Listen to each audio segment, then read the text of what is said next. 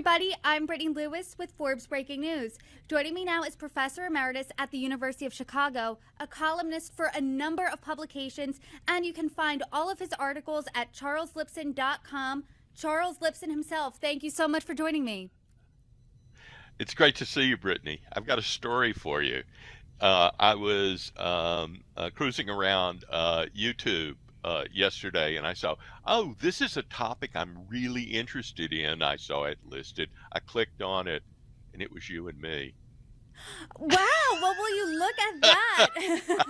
We've got one happy viewer at least in yourself, so that's good enough for me.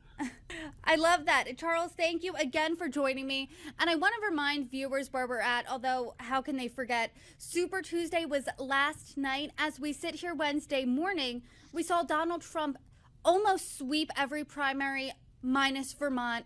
Nikki Haley just dropped out of the race. What are all of your thoughts on last night and the news of this morning? And there is one more piece of news, The Mitch which is McConnell that piece? Mitch McConnell. Go ahead. Yes, Mitch McConnell also endorsed former President Trump, who is the presumptive nominee. When you're looking at all of this news, what are your takeaways? My takeaways are that both candidates, Biden and Trump, easily secured their nominations. That wasn't so obvious in Trump's case before the campaign season began. He had, I thought, two very strong opponents in DeSantis and Haley, but he knocked DeSantis out very quickly, and he knocked Haley out, I thought, actually a couple of weeks ago when she couldn't win in New Hampshire and South Carolina, which were her most favorable territories. And that left him effectively standing alone, not actually, but in practice. I think now the question is for both Biden and Trump to consolidate the support within their parties, and then to move beyond it to independence. But I must say that I think that the challenges look different for the two candidates. In Biden's case, the problem is that he really does need to move to the center, but that will alienate his progressive wing. And remember what he promised us, Brittany, when he ran for president. He was going to bring us together. He was going to run as a normal Democrat. He was probably going to be center left. None of that turned out to be true. And so it'll be interesting. And he's lost huge amounts of support as a result. And so one question is, what is he going to do? And in the case of Trump, I think that one of the big advantages now is that he doesn't have to appear on the stage so often, because while it's true that he revs up his own support, he also revs up opposition, and sometimes he does that with entertaining but kind of over the top comments. So I think it'll be a largely negative race, and I think Biden will go into hiding. I want to talk about that, General, in a moment. But before we do, I do want to ask you a few more questions about Nikki Haley. She said this morning, quote, "It is now up to Donald Trump to earn the votes of those in our party and beyond it who did not support him, and I hope he does that." But she did not endorse him or anyone right away. Is this a detriment to Trump? I think that was to be expected. She will negotiate with him. She'll certainly get a prime speaking time at the convention, but I don't think he has to give up very much to get her support. And the reason for that, he does need her voters. About 1/3 of the primary voters in these elections did not vote for Trump. And they're not going to vote for Biden, but they don't have to go to the polls at all. So he needs to get those votes back. And how does he get those votes back specifically? Because many have said that a vote for Nikki Haley in the primary could be, like you said, no vote for Trump. They could be a never Trumper or lose to the couch, a third party, something like that. How does he convince those people, no, you should come out in November and support me? Well, I think I think the way he will do it largely will be don't vote for Biden, rather than here's all the things I want to do for you that are so great. And I think Biden will run the same kind of campaign against Trump. Uh, I think it'll be a very negative campaign. And that gives an advantage actually to the outsider, because a lot of whoever's the incumbent, there's a referendum on his performance, and the referendum on Joe Biden's performance is pretty negative. I think Biden, if I can switch to him for just a Hmm. second, um, I think Biden has three, maybe four problems. He has a problem with the economy. Even though employment is very high, people are just not feeling it. And the reason they're not feeling it is that real income went up about 7% under Trump, and it's gone down over 4.5% under Biden. So people are poorer now, and they remember that. And the other issue on the economy, of course, is inflation. Illegal immigration is just a devastating issue for the Democrats and for Democratic cities. And it's devastating. I think Biden will try to say, well, I tried to give them a compromise bill and they wouldn't accept it. That's true, and maybe you were for that bill or maybe not. But I think the basic point is over 7 million people have come into the country illegally before that bill was on the table. This is under Biden. And the sort of stench of corruption that surrounds the family now, I don't think I would be surprised if he's impeached, but if he is, it'll only be by one or two votes, and he won't be removed by the Senate. But the impeachment committee has uncovered quite a lot, and it looks like Biden was not only all of his denials that he knew anything were false, but he was kind of the closer in these deals. What the Republicans haven't shown is any kind of quid pro quo where he took an official action or something for this. But the final issue, which is, I think, really going to become worse and worse, is that his health. He's physically frail, but even more important, he's just cognitively not quite all there. And that's not an issue that's going to get better. It's going to get worse. And what makes it even worse for the president is that, as low as Biden's popularity is, no vice president has polled as low as Kamala Harris. And if he can't get through a next term fully, then she will become president. And I think Republicans will run against her because I just think it's a no brainer. She's not popular, and people, it's not just that she's not popular, people don't think she's qualified for the office.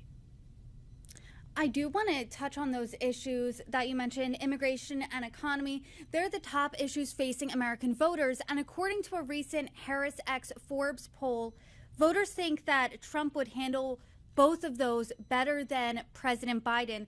So, how do Democrats and the Biden administration, the Biden campaign, come out on the offensive when it comes to immigration and the economy? I think their best argument on the economy is that inflation has slowed, that we recognize that it was a serious problem and we are beginning to get it under control. They were responsible for the problem. They flooded the economy with money. They printed money, running huge deficits. And as a result of that, there is the inflation we now suffer. So I don't think they can get much out of that except to say inflation has slowed down. Now, the good news for Biden is that polls show there is sometimes a lag between how the economy is doing, and we do have very good employment numbers and so forth, how the economy is doing and how people feel about that. It's often about a 6 month lag. So that may help Biden going forward. I think on immigration, they'll just try to deflect. They'll try to say the Republicans wanted the issue and so forth. But Trump has a great argument. Trump's basic argument, Brittany, is going to be the one that Ronald Reagan ran against Jimmy Carter. Are you better off now than you were 4 years ago? And there are going to be very few people who say we're better off now. In fact, polls show that only 1 in 5 people think that they're better off now. To your point, like you said, this is going to be a largely pessimistic campaign going forward, with each of the main candidates pointing to the other and saying, hey, I'm better than that guy. Don't vote for him because he's worse than me. Do you think this is a winning strategy? Negative campaigning works. We know that, and we know that they keep trying it. And I think it'll work in a way for both candidates. I think there are a lot of negatives surrounding both Biden and Trump, and they can build on those. Biden has the advantage of having a lot of money to campaign with. Trump's got to raise it. And that's a big advantage because Biden himself, I think, will not want to appear in public. He won't want to answer questions. I'm looking to see how long he's willing to speak in the State of the Union, which is coming up in a couple of days. He just it's coming up Thursday. So will he be willing to go for a long period of time? He's going to do everything he can to avoid a debate with Trump, much less 3 90-minute debates. Public can see it. And I don't think that's a good thing for the most powerful and demanding office in the whole world. But how do you think the lack of excitement surrounding these candidates is going to affect the general? Well, the Republican base is excited about Trump. The problem is that the Democratic base is excited about him too, right? They really want to keep him out.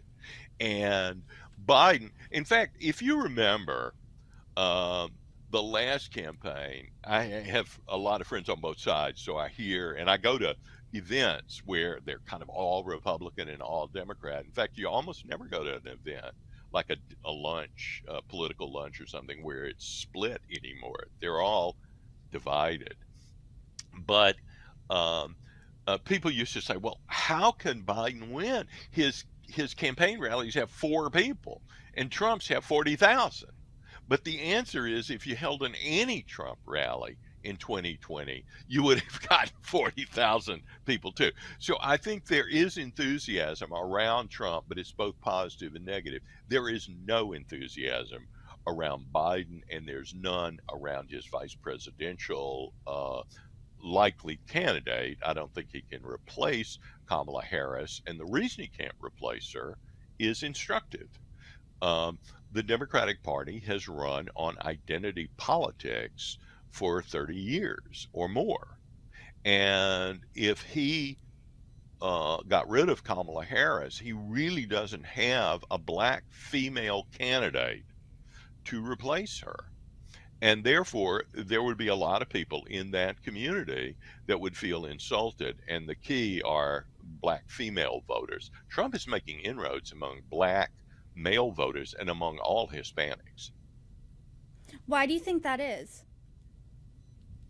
I think it's a combination of good economic performance and a kind of maybe machismo that attracts some males, not just in the Hispanic or black community, but in other communities as well. Trump's vulnerability, huge vulnerability, is with women.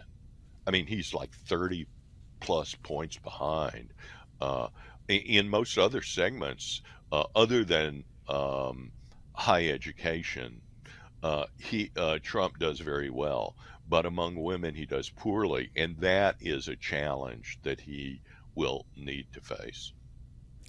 I am curious about Donald Trump, though, because since 2020, he is technically a losing candidate He lost the White House in 2020. Democrats won the House and the Senate, and of course, obviously, the White House that year. He was largely blamed for a red wave that failed to materialize in the midterms in 2022. So, is the GOP coalescing around a losing candidate? They might be. And I should also add 2018 wasn't very good for them either. They might be, but they have no choice, really. I mean, if you're, I mean, that's the reading. You made the announcement about Mitch McConnell, but that's how I read that. They really have no choice, and that's because if the head of the ballot loses by, let's say, 5 or 6 points or more, it's very hard for down ballot candidates to win. Trump almost never is the biggest Republican vote getter in many of these contests, and he wasn't in 2020. If he'd gotten as many votes as the leading Republican candidate in many of these states, he would have won the state.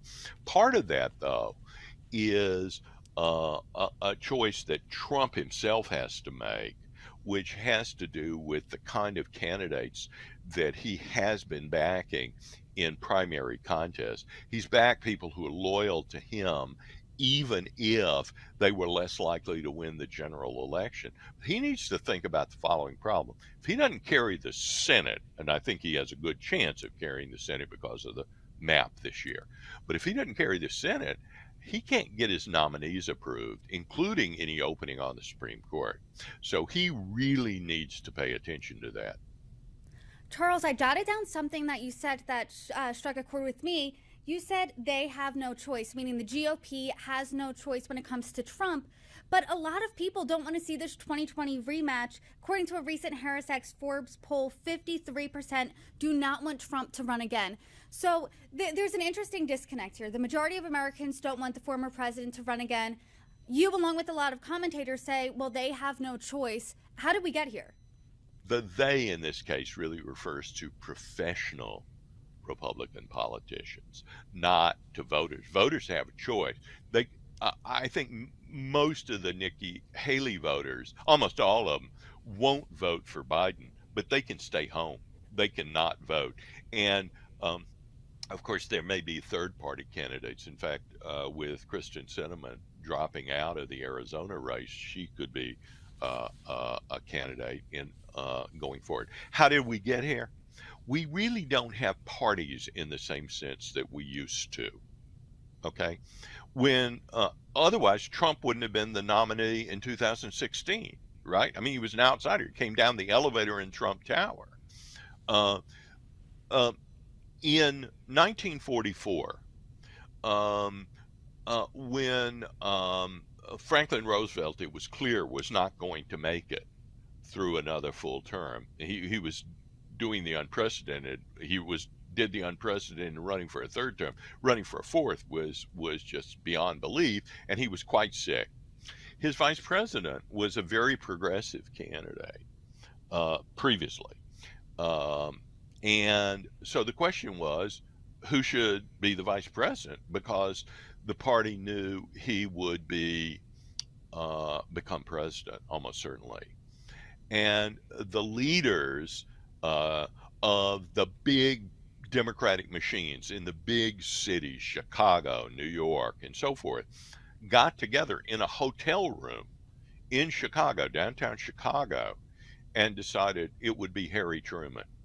One of the reasons, by the way, the more logical candidate for some was a South Carolina senator, but he was a segregationist. And even though these big city mayors weren't all in favor of integration, they also had black constituents who voted, and they didn't want to run with that candidate. So they picked actually a machine guy, Truman, who had come out of the Kansas City machine. And it was a good thing that they did. There's nothing like that now. The closest we've seen was when James Clyburn, the very important representative black man from South Carolina, mobilized his machine in 2020 around Joe Biden in order to prevent Bernie Sanders from becoming the party's nominee, which he thought would carry down a lot of Democrats. So that's the closest we've come. But for the most part, I mean, where's the Democrat? Look at Trump moving in to take over the Republican National Committee right now. So I mean, there's just nothing like the old machines. How did we get there? We got there because Trump changed the base of his party into this more populist working class party, a Truman-like party, really. And then, and that's how he got the nomination in 2016, 2020. But then he proved this year that he was still energetic enough. He had the fire in his belly. He may have lost a step, but he hadn't lost the full 100 meters like Biden has. And so that base went for him and didn't want to go with DeSantis, which would be the obvious choice if they wanted to stay on the really conservative side. As for Biden, I think we've explained it. And then once you're an incumbent president, it's very difficult to push you out. And if you are pushed out, the people who push you out almost never win. To your point about former President Trump, you said he may have not lost a step.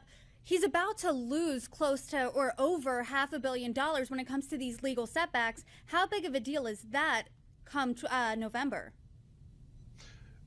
It's a big deal. And so far, it really helps Trump because it looks extremely unfair. We have constitutional provisions against excessive fines, but we also have something that some students back when they used to teach civics may remember. There are no bills of attainder. Do you remember that from like junior high school civics? No bills of attainder? Well, what that means is that I can't sort of set a bill against Brittany Lewis and then figure out what crime she committed. But in the case of Letitia James, Alvin Bragg, both in New York, and Fani Willis in Georgia, they were elected on a Get Trump platform. What we don't know, and that has helped Trump, I mean, it just seems unfair and the public knows it. And it will seem more unfair if they conduct these trials running up to election. What we don't know is whether a conviction on a felony count would dissuade a number of voters. But this is something that an attorney general with a backbone would not allow to occur for federal trials. You can't stop state trials, but federal trials should not occur in the heat of a political campaign.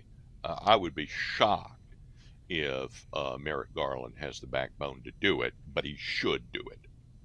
He should postpone the trial, not call them off, just postpone them until after the election. They waited 30 months to call those trials. They should have either held them last year or hold off until November, late November. Charles Lipson, once again, thank you so much for coming on, providing a temperature check of the 2024 race. Thank you again for joining me. Thank you.